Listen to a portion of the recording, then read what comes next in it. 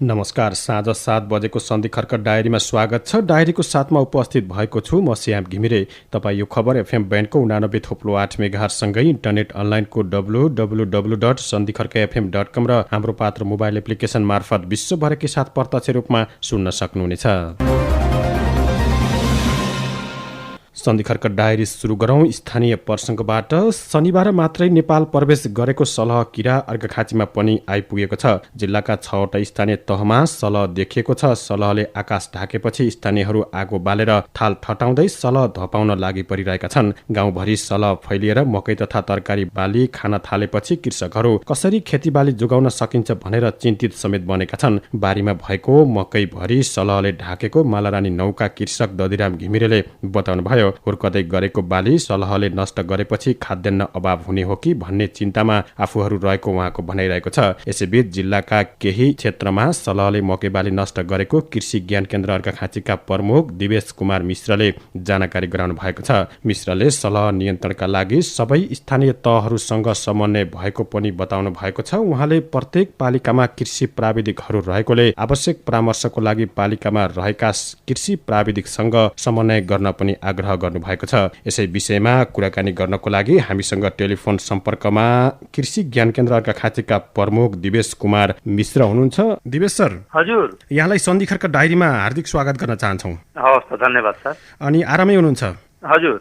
खास गरी अर्घाखाँची जिल्लामा यो पछिल्लो समय सलह किरा आएको छ। हामी आकाशमा प्रत्यक्ष रूपमा देख्न पनि सक्छौँ। के छ अर्घाखाँची जिल्लामा सलह किराको अवस्था? यति बेला रेडियो सुन्ने श्रोताहरूलाई बताइदिनुहोस् न।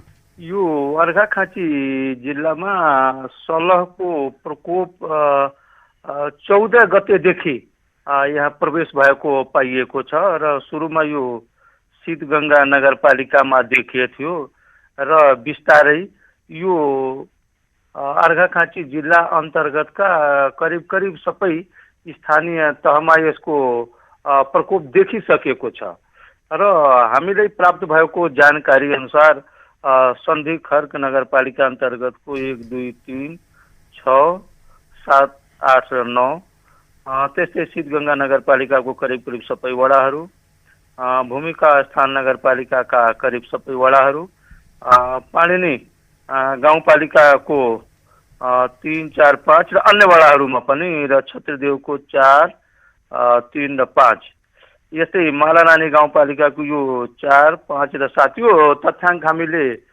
स्थानीय स्तरमा कार्यरत रहेका कृषि प्राविधिकहरूबाट सङ्कलन गरेका थियौँ र एउटा विशेष रूपमा यहाँहरूले के निवेदन गर्यौँ भने यो सलह किराको प्रभाव मकैमा विशेष रूपमा देखिएको छ र जहाँ यसले नोक्सान गरेको छ त्यहाँ करिब करिब मलाई लाग्छ अब 20-25% जति नोक्सान गरेको भेटिएको छ। कृषि ज्ञान केन्द्रको तर्फबाट कृषकहरूलाई के भन्न चाहनुहुन्छ? कसरी रोकथाम गर्न सकिन्छ अथवा नियन्त्रण गर्न सकिन्छ त्यो पनि बताइदिनुहोस् न। यसमा यो सलह किराको नियन्त्रणको लागि 3वटा विधि मुख्य रूपमा प्रयोग गर्न सकिन्छ। एउटा विधि के हो भने जैविक विधि। जैविक विधिमा यो किराको प्रकोप भएपछि, यो किराको प्रभाव देखिएपछि प्रकृतिमा आप से आप यसका नियन्त्रण गर्ने पक्षीहरू यसलाई खानको लागि तपाईको तयार हुन्छन् र यसको प्रभाव देखिने बित्तिकै तपाईको त्यस्ता किसिमका पक्षीहरूले खान थाल्छन्। जस्तै हिजो यहाँले देख्नुभयो होला, यो किराको प्रकोप देखिने बित्तिकै, प्रभाव देखिने बित्तिकै तमाम किसिमका पक्षीहरू अब त्यसलाई खानको लागि खाए र त्यसको प्रभाव पनि देखियो। यसले धेरै हदसम्मले नियन्त्रण गरिरहेको हुन्छ।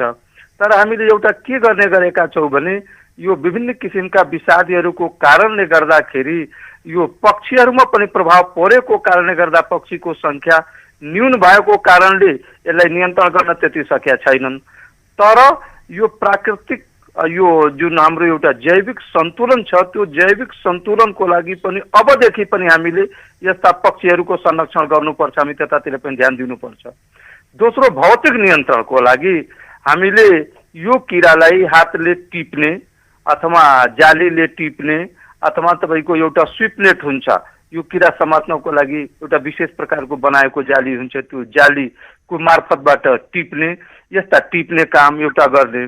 दोस्रो, यो किरालाई व्यवस्थापन गर्नको लागि, नियन्त्रण गर्नको लागि हामीले धुवा लगाइदिने। धुवाको कारणले गर्दाखेरि यो किरा आत्तिन्छ र त्यसका जुन श्वास प्रश्वास गर्ने प्रक्रियाहरू छन् त्यो श्वास प्रश्वास गर्ने प्रक्रियामा पनि धुवाको कारणले गर्दाखेरि असर हुन्छ। यसका जुन अब हिँड्ने जुन बाटो हुन्छ त्यो बाटो पनि अल्मलिन्छ, यसले गर्दा यो धुवाउने। त्यसपछिको ठुलो आवाज निकालेर पनि हामी यो किराको व्यवस्थापन गर्न सक्छौँ र यो किरालाई सङ्कलन गरेर हामी त्यसबाट केही अब प्रत्यक्ष रूपमा पनि फाइदा लिन सक्छौँ। जस्तै यदि त्यो किरा सङ्कलन गरियो, सङ्कलन गरेपछि पहिला कुरो त हामी त्यो किरालाई यदि केही माछा पोखरीहरू छ, माछा पालन गरेको छ भने त्यसमा हामीले राखिदिँदाखेरि त्यो माछाको लागि एउटा उपयुक्त पौष्टिक आहारको रूपमा त्यसले प्रयोग गर्न सकिन्छ। यस्तै हामीले त्यो त्यस्ता किसिमका किराहरूलाई अब कुनै कुनै देशमा त खाने चलन पनि छ, हामी कहाँ त्यति चलन नभएर हो होइन। यस्ता यो हाम्रो कुखुरा पालन गरेको फार्महरूमा पनि त्यस्तो प्रयोग गर्न सकिन्छ र यसको साथसाथै हाम्रो प्रदेशको भूमि व्यवस्था तथा कृषि तथा सहकारी मन्त्रालयले पनि अब किरा सङ्कलन गरेर ल्याउनेलाई वडा कार्यालय मार्फत 20 रुपियाँ किलोको दरले अब किन्ने पनि एउटा जानकारी हामीले प्राप्त भएको छ। त्यही अनुसार मैले स्थानीय तहका पदाधिकारीहरूसँग पनि यो कुरालाई जानकारी गराएको छु र मन्त्रालयबाट पनि यो कुराको समन्वय भइरहेको छ। हुन त 20 रुपियाँ कम एकदम नितान्त थोरै हो, तैपनि एउटा प्रोत्साहनको रूपमा यो किरा सङ्कलन गरेर त्यहाँ उपलब्ध गराएपछि त्यसरी एउटा थोरै भए पनि एउटा प्रोत्साहनको रूपमा छ। यसैमा मैले एउटा कुरा थप्न चाहेँ, यो 20 रुपियाँको कारणले गर्दाखेरि कृषकहरूको अवमूल्यन पनि भयो भन्ने पनि हामी सामाजिक सञ्जाल लगायतका क्षेत्रहरूमा सुन्न र देख्न पाउँछौँ कि 20 रुपियाँले नै किसानहरूको समस्या समाधान होला त? नै, यसमा म अघि पनि यहाँलाई अनुरोध गरेँ कि वास्तवमा यो थोरै हो, यसलाई कम्तीमा मेरो विचारमा कम्तीमा न्यूनतम 100 रुपियाँसम्म त गर्नै पर्थ्यो र त्यो म आफ्नो भावनालाई सम्बन्धित निकायमा भनि पनि सकेका छु। र अब यो किराको व्यवस्थापनको लागि नियन्त्रणको लागि अन्य विधि तपाईँको उपाय गर्दा गर्दै अन्य विधि अपनाउँदा पनि यदि नियन्त्रण हुन सकेन भने बल्ल हामी यो रासायनिक विषादीको प्रयोगतिर जानुपर्छ र रासायनिक विषादी भनेको अब विष भनेको विषै हो। यसको प्रयोग गर्दाखेरि हामीले यो सहर बजारको क्षेत्रमा यस्ता तपाईँको किरा त्यो किरा त जहाँ पनि बास बस्न सक्छ र विष छर्दाखेरि हामीले बहुत सावधानीपूर्वक छर्नुपर्छ। सबै विषले पनि यसको नियन्त्रणमा त्यति यो उपयुक्त छैन। केही विषादीहरू जस्तै यो मेलाथियान, यो झोलवाला मेलाथियान 3 मिलिलिटर प्रति लिटर पानीको दरले घोल बनाएर त्यसलाई छर्न मिल्छ, एउटा कुरो। दोस्रो, त्यो नपाएको अवस्थामा क्लोरोपाइरिफास भन्ने एउटा विषादी आउँछ, त्यसको 2 मिलिलिटर 1 लिटर पानीको दरले घोल बनाएर छर्ने।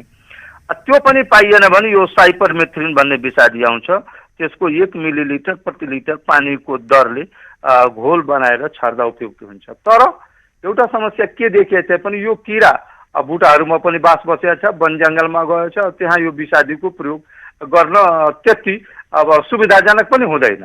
यसले गर्दा यो खेतमा बास बसेको बेलामा मात्रै यसले प्रयोग गर्न सकिन्छ र अर्को यो किराको थोरै यसको जुन अब यसको जीवन चक्र छ त्यो जीवन चक्रको हिसाबले पनि हामी ख्याल गर्नुपर्छ। अहिले जुन हाम्रो नेपालमा प्रवेश गरेको यो सलह किरा छ यो बच्चादेखि लिएर वयस्कसम्म आएछ।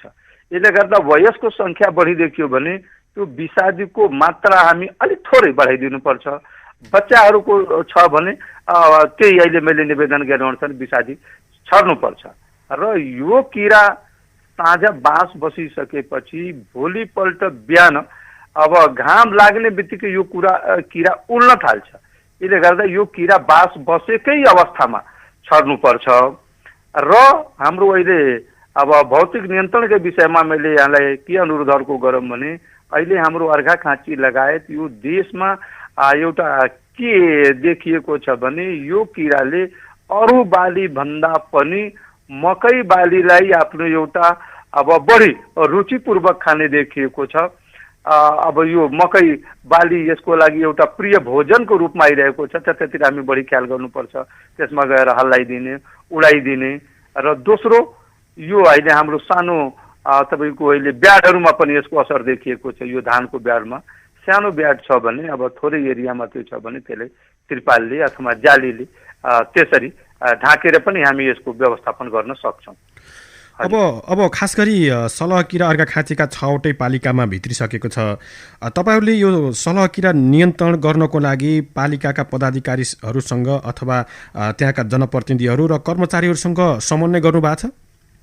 एकदम हामी समन्वय गरेका छौँ। म यो किरा यो अर्घाखाँचीमा आउने बित्तिकै तपाईँको जसको भोलिपल्ट नै अब 6वटै पालिकाका पदाधिकारीहरूसँग, मेयरज्यूहरूसँग र गाउँपालिका अध्यक्षज्यूहरूसँग मैले सम्पर्क गरेँ। त्यहाँका कृषि प्राविधिकहरूसँग सम्पर्क गरिरहेछौँ र त्यहाँ के गर्नुपर्छ, कसरी हाम्रा यहाँ प्राविधिक सेवाहरू दिनुपर्छ, म निरन्तर सम्पर्कमै छु।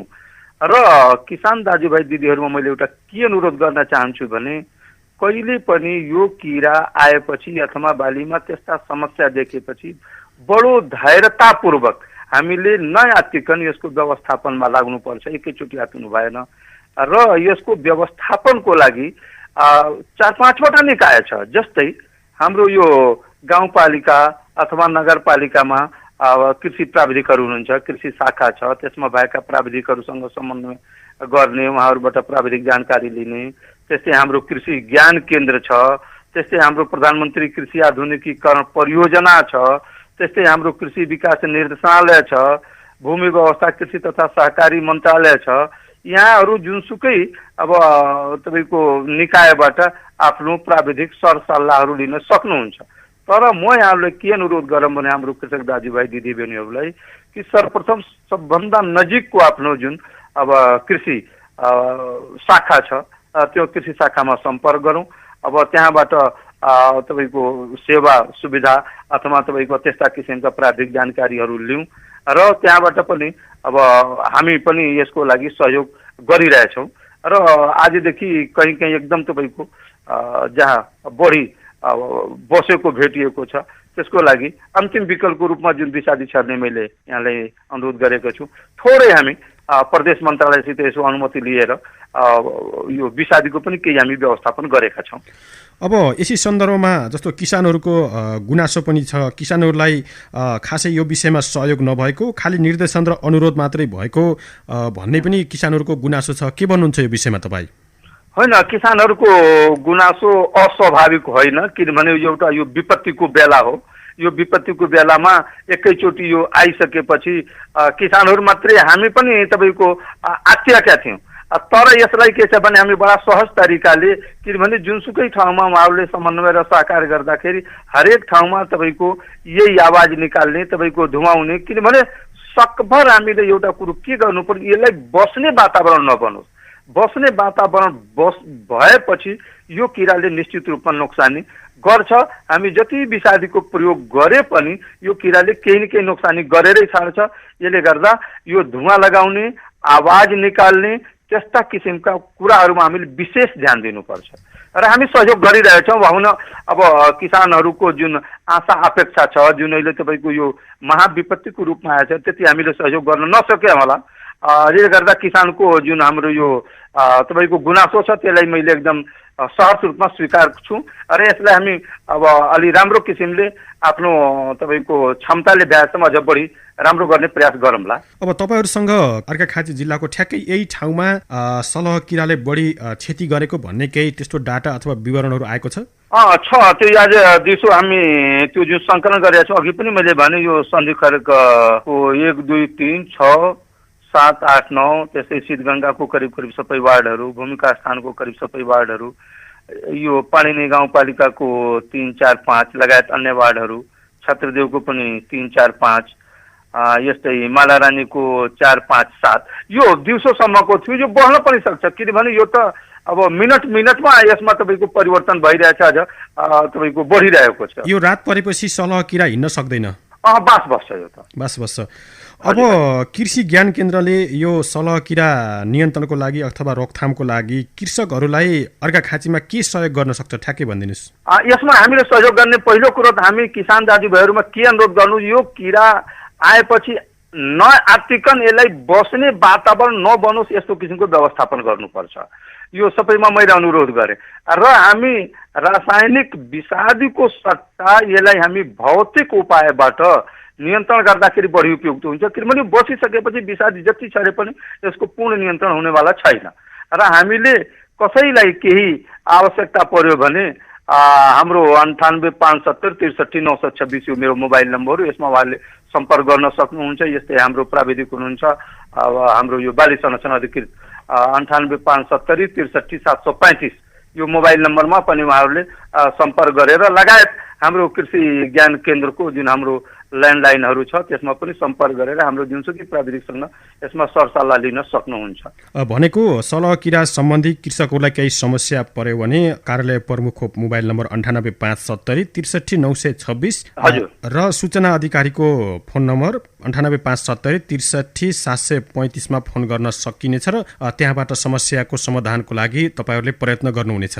निश्चित रूपमा सर, हाम्रो आफ्नो तपाईको सेवा दिनको लागि आफ्नो साधन स्रोतले भ्याएसम्म हामी प्रयास गर्छौँ। अब अन्त्यमा यति बेला हामीलाई सन्धिखर्क एफएम सुन्ने श्रोताहरूलाई तपाईँ एउटा कृषि ज्ञान केन्द्र अर्घाखाँचीको प्रमुखको हैसियतले के भन्न चाहनुहुन्छ? यसमा सबै किसान दाजुभाइ दिदीहरूमा मैले के अनुरोध गर्न चाहे भने हामी यो किरा मात्रै होइन कि बाली नालीमा अहिले विभिन्न किसिमका समस्याहरू आइरहेछन्। यो भन्दा पहिला हामी फौजी किराको एउटा ठुलो अब समस्या बेहोरेका छौँ। अझ पनि त्यो समस्या पूर्ण रूपमा निर्मूल भएको छैन। यसले गर्दा हामीले यस्ता बाली बिरुवाहरूलाई जोगाउनको लागि नियमित रूपमा कृषि प्राविधिकको सम्पर्कमा रहौं र यो बाली उत्पादन गर्दाखेरि उत्पादन प्रविधि एउटा पक्ष हुन्छ, तर उत्पादन प्रविधिको साथसाथै हामीले बाली संरक्षण प्रविधिलाई पनि उत्तिकै महत्त्व दिनुपर्छ र दुईटै पक्षलाई ध्यानमा राखेर यहाँहरूको बाली नालीमा कुनै किसिमको प्राविधिक समस्या अथवा बाली संरक्षण सम्बन्धी समस्या के देख्यो भने उहाँले हामीले सम्पर्क गर्ने, किनभने सम्पर्क गर्दाखेरि उहाँहरूको तत्काल समस्या समाधान गर्नमा मद्दत पुग्छ। हामी सबै ठाउँमा पुग्न नसकौँला, तर उहाँले बालीमा यस्ता लक्षणहरू देखिया छन्, यस अवस्थामा के गर्दा उपयुक्त होला भनेर हामी कतिपय कुराहरू हाम्रो यो सूचनाबाट, यो सञ्चार माध्यमबाट, टेलिफोनको माध्यमबाट पनि धेरै हदसम्म सहयोग गर्न सकिन्छ। यसले गर्दा यहाँहरू नियमित सम्पर्कमा बस्नुहोस्। त्यस्ता किसिमका समस्या आयो भने हामीले सम्पर्क गर्नुहोस्। हामी आफ्नो अब तपाईँको क्षमता अनुसार हामीले आफ्नो जाने बुझेका ज्ञान यहाँहरूलाई अब सहयोग गर्न तयार छ। हुन्छ, टेलिफोन सम्पर्कको लागि र यो महत्त्वपूर्ण जानकारीको लागि यहाँलाई धेरै धेरै धन्यवाद दिन चाहन्छौँ। हवस् त, धन्यवाद। यहाँले पनि मेरा विचार कृषक दाजुभाइसम्म पुर्याउने अवसर दिनुभयो। म यहाँको एफएमलाई हृदयदेखि नै धन्यवाद दिन चाहन्छु।